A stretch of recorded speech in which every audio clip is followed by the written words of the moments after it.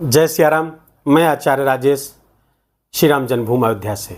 ऊर्जा, उत्साह, साहस, पराक्रम, शक्ति, लड़ाई झगड़ा, क्रोध, अहंकार, वाद विवाद के कारक ग्रह भूमिपुत्र मंगल 26 अगस्त से 20 अक्टूबर तक अपनी शत्रु राशि वायु तत्वीय राशि मिथुन राशि पर रहेंगे।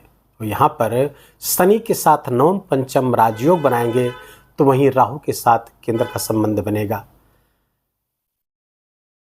गुरु के साथ नक्षत्र परिवर्तन का भी बहुत ही अद्भुत योग भी इसी बीच बनेगा। और इन सब का क्या परिणाम प्राप्त होगा वृश्चिक राशि के जातकों के लिए, इस पर ये वीडियो आधारित है।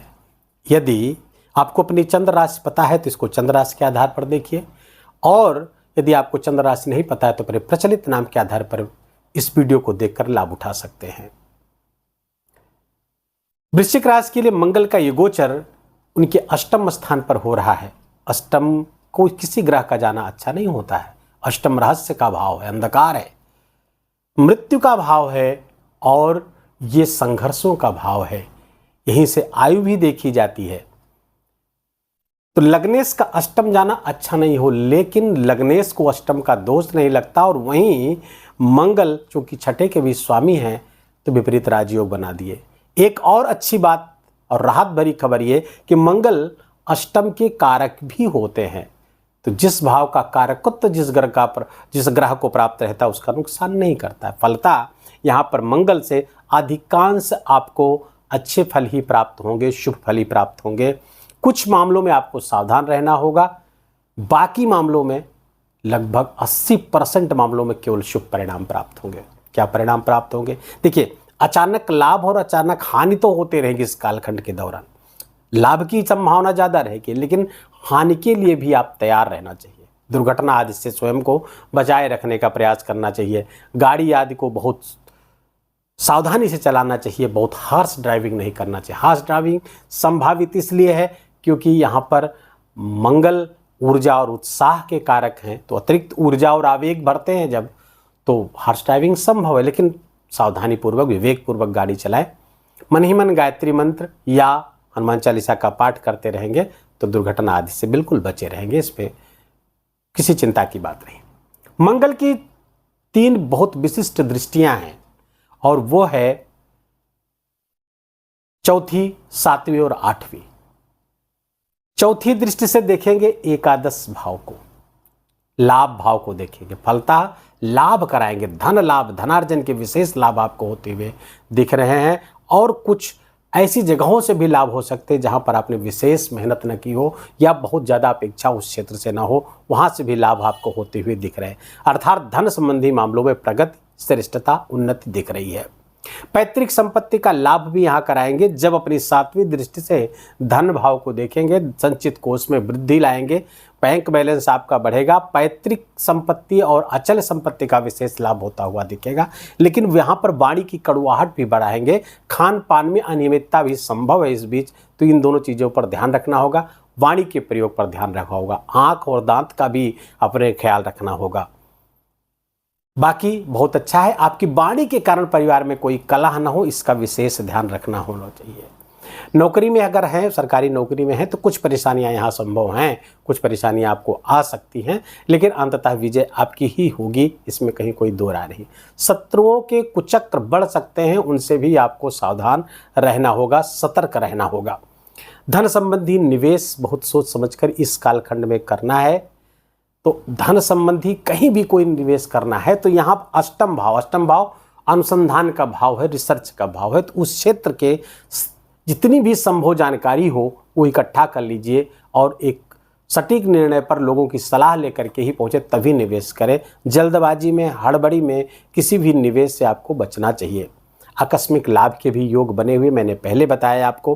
पराक्रम, पुरुषार्थ मंगल की 8वीं दृष्टि बढ़ाएगी, ये उच्च दृष्टि होगी। अपनी उच्च राशि को देखेंगे, फलतः पराक्रम और पुरुषार्थ आपका बढ़ जाएगा। ऊर्जा, उत्साह से लबरेज रहेंगे जहां एक ओर, तो वहीं भाई बहनों का साथ भी यहाँ पे प्राप्त होगा। डिसीजन क्षमता आपकी बढ़ेगी। रिस्क लेने की क्षमता बढ़ेगी। इंटरप्रेन्योरशिप आपकी बढ़ने वाली है यहाँ पर, क्योंकि यहाँ मिथुन राशि मैनेजमेंट की राशि पर बैठे हुए हैं। प्रबंधन कौशल आप बढ़ेगा। ऊर्जा, उत्साह और प्रबंधन कौशल का जब साथ मिल जाएगा तो बहुत ही अच्छे परिणाम धन संबंधी आपको प्राप्त होते हुए इस कालखंड में दिखेंगे। जीवन साथी के साथ कुछ तनाव संभावित है, लेकिन कोई मेजर उसमें समस्या नहीं आने वाली, लेकिन तनाव हो सकते हैं। और अपनी वाणी का प्रयोग जीवन साथी के साथ संवाद करते समय आपको थोड़ा सा ध्यान रखना होगा, क्योंकि कम्युनिकेशन के स्वामी, कम्युनिकेशन के घर पर मंगल बैठे हुए हैं, तो अत्यधिक आवेग में कोई ऐसे शब्दों का चयन हो जाए संवाद में जिसे सामने वाला रुष्ट हो सकता है। दाम्पत्य जीवन में कलह मच सकती है। बिजनेस अगर आपका पार्टनरशिप में है तो वहाँ भी थोड़ा सा आपको सावधान रहना चाहिए। प्रेम संबंध में उतार चढ़ाव बिल्कुल संभावित है, इसलिए वहाँ भी कुछ सावधानी आपको बरतने की आवश्यकता है। कमर के नीचे के अंगों से आप सावधान रहिए, वहाँ पर कोई विकार होने की संभावना है। शत्रुओं के गुप्त एजेंडे को यदि आप गहनता से दृष्टि रखेंगे तो आपको पहले से पता चल जाएगा। आप उनके कुचक्र को तोड़ सकते हैं, कुचक्र के बारे में जान सकते हैं, तदनुसार अपनी रणनीति बना करके उनको परास्त कर सकते हैं। ऐसा योग बना हुआ है। मंगल का ये गोचर अधिकांश मामलों में, मैंने प्रारंभ में ही कहा, आपके लिए बहुत अच्छा है। जहां से सावधानियां बरतने की आवश्यकता है वो मैं बताता चल रहा हूं। आइए इसमें और ही सूक्ष्मता और सटीकता की ओर बढ़ते हैं। नक्षत्रों पे चलते हैं। अष्टम पर गोचर करते हुए 3 नक्षत्रों पर गोचर करेंगे। पहला नक्षत्र है मृगशिरा, दूसरा आर्द्रा और तीसरा पुनर्वसु।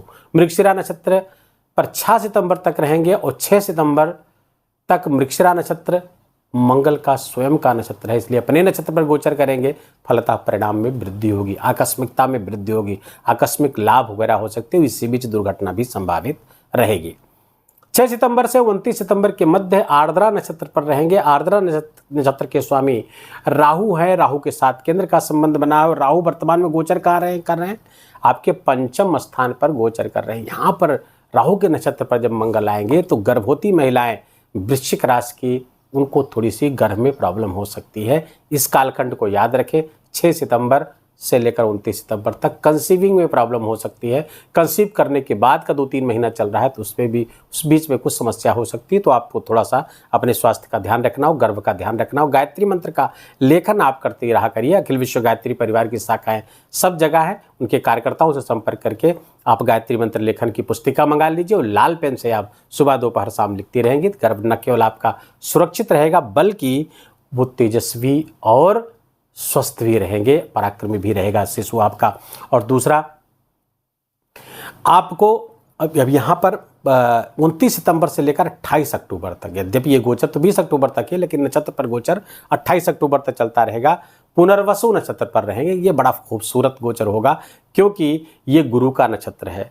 मंगल गुरु के नक्षत्र पर गोचर करेंगे और गुरु मंगल के नक्षत्र मृगशिरा नक्षत्र पर गोचर कर रहे हैं इस समय। तो ये नक्षत्र परिवर्तन बहुत श्रेष्ठ परिणाम लेकर के आएगा। देखें कि देवगुरु बृहस्पति कहाँ गोचर कर रहे हैं, केंद्र में आपके 7वें स्थान पर इस समय गोचर कर रहे हैं।